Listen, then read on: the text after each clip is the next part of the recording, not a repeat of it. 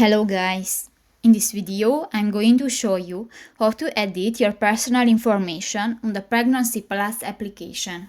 But first of all, I just want to mention, please don't forget to subscribe to our channel, because at 100,000 subscribers we are going to show you our YouTube revenue statistics and growth strategy, how to make money online. So let's jump into it. First of all, open the application on your device.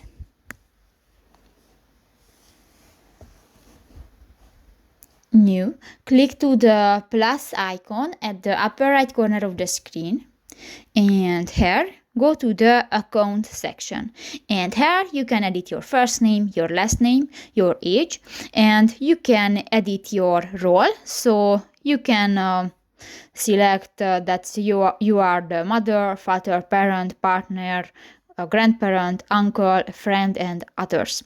And just select one, for example, the mother, and on. So that's pretty much it for this video, guys. See you in the next one.